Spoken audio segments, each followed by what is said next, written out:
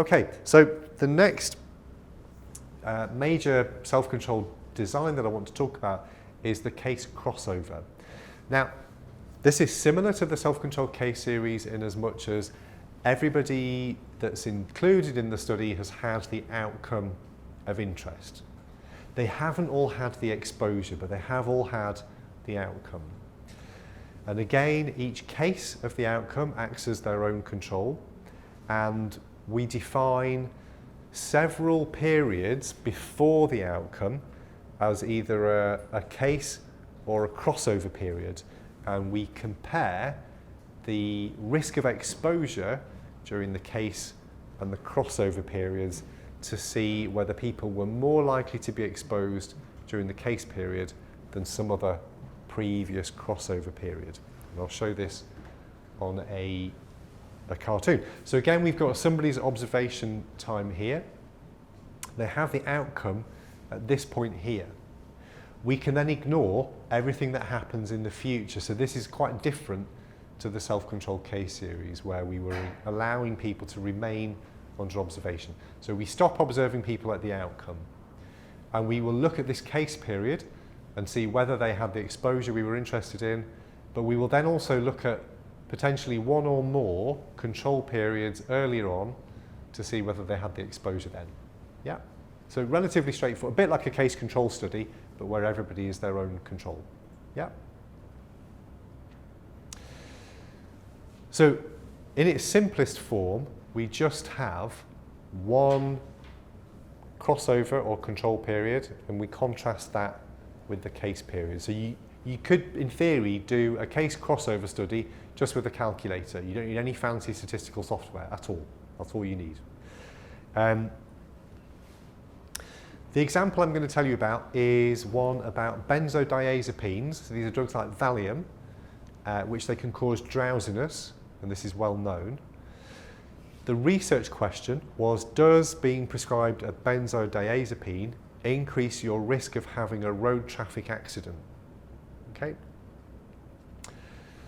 So confounding is likely to be a problem in this study question. If we wanted to use a conventional design like a cohort or a case control, the worry would be that people who are prescribed benzodiazepines are very different to people who are not prescribed them, and that maybe the indication for a benzodiazepine, such as anxiety, may also be associated with road traffic accidents. So finding a good comparator group for this question, I think, would be very difficult.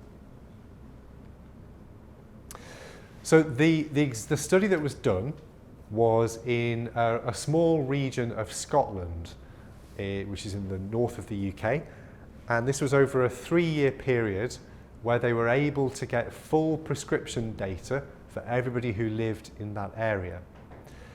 And they found that 20,000 people, or drivers, were involved in a road traffic accident during that period. Now, this region of Scotland is quite small, so I would say if you ever visit the Tayside region, just be careful if you're crossing the road, because if they have 20,000 car accidents in 3 years, I think that's not great. Anyway, the day of the road traffic accident was the case period. So we were interested in whether or not they were receiving a benzodiazepine on that day. The investigators compared that with the risk of receiving a benzodiazepine on the same day of the week during the 18 weeks before the road traffic accident. Why do you think they chose the same day of the week? If it's the work day, they go to work, and or in the weekend they go to supermarket, like those the similar situation. Yeah. So that we're comparing similar behaviour patterns on similar times of the week. Yeah, exactly. Would the weather be a confounding factor? Weather could be a confounding factor, yeah, that's a really good one. I think that would be more of a problem if everybody was having their RTA on the same day. But there could be some problems with, they may have been more common on some days of the week. Yeah, that's actually a really good point. No one has ever asked me that before, and I don't know that the investigators took that into account, but actually it's a really good point. It would have affected the road traffic accident Whether it would have affected whether somebody took a benzo that day, maybe less certain, but it's a really good point. With all of these self-controlled methods, the really key thing is to think what else could change over time and that I might need to account for in the analysis. Yeah. Okay, so in a cartoon style, this is the design. That's the day of the accident. And we see, did they take a benzo on this day? And then see for all of these previous 18 weeks, did they take a benzo on any of those days? So they found that 235 of the drivers were taking a benzo on the day of the accident, and that on average, only 147 were prescribed a benzo on one of the other non-road traffic accident days. And so the within-person odds ratio was 1.62.